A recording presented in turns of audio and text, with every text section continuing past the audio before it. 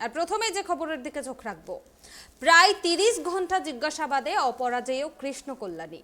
দীর্ঘ তল্লাশির পর আজ দুপুর 2:30 নাগাদ কল্যাণী গ্রুপের অফিস থেকে বেরিয়ে যান ইডি আধিকারিকেরা। ইডি আধিকারিকেরা বেরিয়ে যাবার পর বিধায়ক কল্যাণী গ্রুপের অফিস থেকে পায়ে হেঁটে সোজা যান তার কার্যালয়ে। বিধায়কের সঙ্গে ছিলেন তার একাধিক অনুগামী।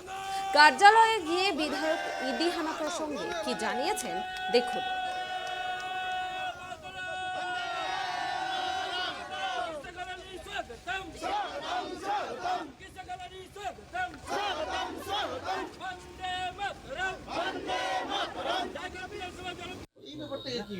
না শুনুন, আজকে আমি বিধায়কের সাথে সাথে আমি একজন বিজনেসম্যানও, আর সেই হিসাবে ইনকাম ট্যাক্স যেটা আমার এখানে সার্চ করতে এসেছিলো সেটা একজন বিধায়ক হিসাবে করতে আসেনি, সেটা একজন বিজনেসম্যান হিসাবে করতে এসেছিলো। আমি কয়েকটা কোম্পানিতে ডাইরেক্টর রয়েছি, তারা তাদের কাজ করেছে, আমার যেটা উত্তর দেওয়ার আমি তাদেরকে দিয়ে দিই। আপনার কোম্পানিতে বিভিন্ন জায়গায় যারা এমপ্লয়িরা রয়েছে অনেকেই তারা একটা আশঙ্কা করছেন যে যদি আমাদের ডিরেক্টরের কিছু হয়, মালিকের যদি কিছু হয়, তিনি আমাদের অন্যদাতা, তাহলে সেই ক্ষেত্রে কী হবে যদি আপনাকে কোলাপস করে দেওয়া হয়? না না, কোলাপস করবে না। আজকে ওরা আমার অ্যাসোসিয়েট যারা আমার স্টাফ আছে তারা জানে যে কৃষ্ণ কল্যাণীর মেরুদণ্ড সোজা আছে, আর কৃষ্ণ কল্যাণী কোনোদিন কোনো দুর্নীতির কাজ করে না।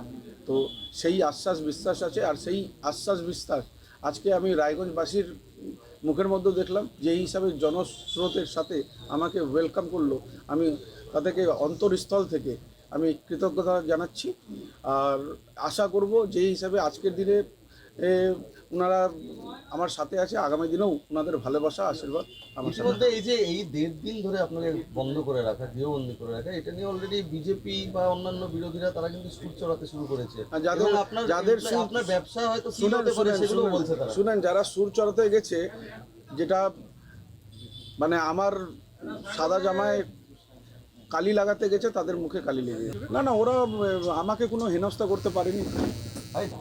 আজকে ওরা একটা ডিপার্টমেন্ট ওরা সার্চ করতে আসছে, একটা ইনকাম ট্যাক্স ডিপার্টমেন্ট, হয়তো ব্যবসায়িক বর্গকে এমনি সার্চ করে থাকে। আমার ইনকাম ট্যাক্স ডিপার্টমেন্টের বিরুদ্ধে কোনো অভিযোগ নেই, আমার অভিযোগ তাদের বিরুদ্ধে আছে যারা প্রতিহিংসাবাদী। এর পরেও কি ষড়যন্ত্রের আশঙ্কা করছেন? কোনো এই যে কাগজপত্র নিয়ে গেল, নথি নিয়ে গেল, পরবর্তীতে কোনো আবার কোনো ষড়যন্ত্রের আশঙ্কা করছেন? না, পরবর্তীতে ষড়যন্ত্র দেখেন, ইনকাম ট্যাক্স ডিপার্টমেন্ট দ্বারা আমার কোনো ষড়যন্ত্র হবে না, কেননা ওনারা যে নথি নিয়ে গেছেন, যেটা আমি মানে মানে ভ্যালিড যেটা নথি ছিল, যেটা ট্রান্সপারেন্ট ট্রানজ্যাকশন ছিল, সেটাই ওরা নিয়ে গেছে। তাতে আমার কিংবা আমার কোম্পানির কোনো অসুবিধা হয় না।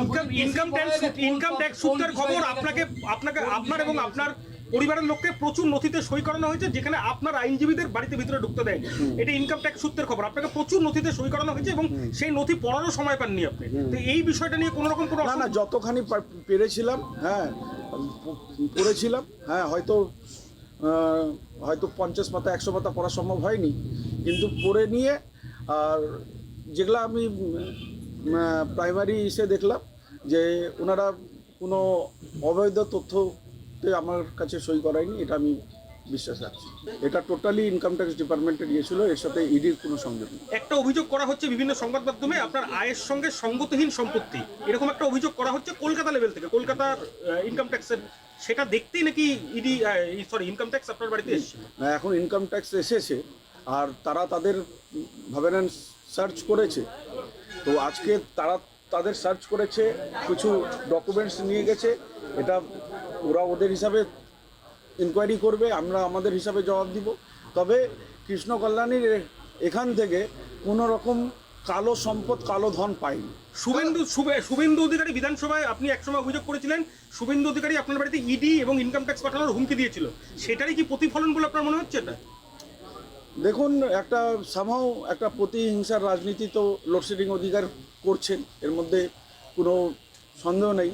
আজকে আমাদের group Kalyani Solvex private limited 2017-তে ইন্ডিয়া এসএমই অ্যাওয়ার্ড উইনার, আর কৃষ্ণ কল্যাণী আমি 2021-এর আইকন, নর্থ বেঙ্গলের আইকন অফ দ্য ইয়ারের অ্যাওয়ার্ড উইনার।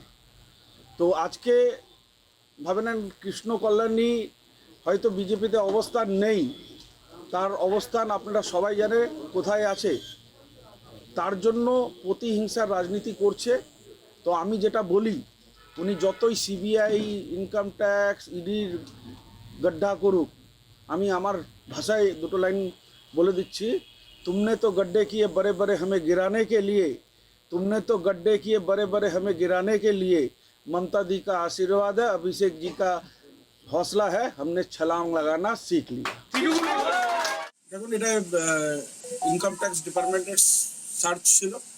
তারা আমার বাড়ি সহ আমার কারখানাগুলোয়, আমার অফিস, আমার মলে, সব জায়গায় তারা সার্চ করে। আর তারা তাদের প্রসিডিওর তারা মেনটেন করেছে। আমার যেটা কর্তব্য ছিল সেটা আমি পালন করেছি। আজকে আপনাদেরকে এইটুকুই বলতে পারি যে তারা খালি হাতে এসেছিল, খালি হাতে ফিরে গিয়েছে।